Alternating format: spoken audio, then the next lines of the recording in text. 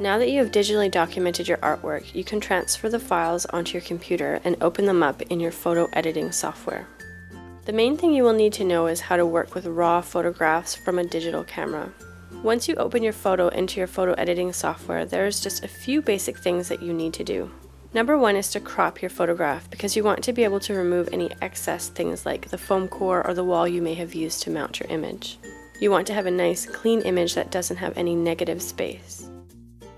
You also want to make sure that the whites are balanced properly. So even though we white balance the image with the camera, sometimes color can still seep in from other places. You can use the color balance tool to make sure that all of your whites are automatically reset to a proper white. You also want to use the judgment of your own sight. Look for a true white in the photograph, and if that true white looks a little bit red or a little bit yellow, then you're going to want to go in and adjust that a little bit.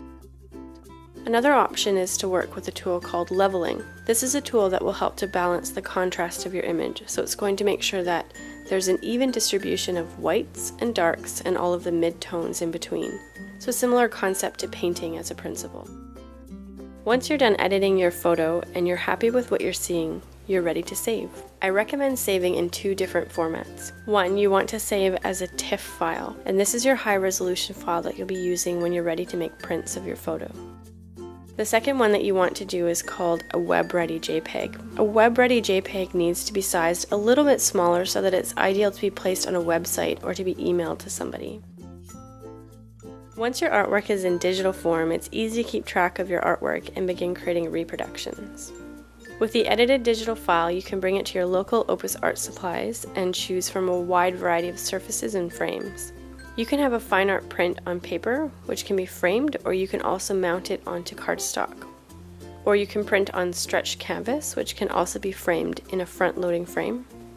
Or you can face mount, which is an extra special touch that makes your artwork quite a bit different and the colors really pop. You also have the options of having us mount your artwork onto foam board, Rhino board, or an aluminum composite panel for presentation. Now that you have a digital copy of your artwork, it will be forever archived. With an open mind, you will be able to develop an additional skill that will help you to move into a different level as an artist. Digitally documenting your artwork opens up a variety of different options for how to utilize it as a tool.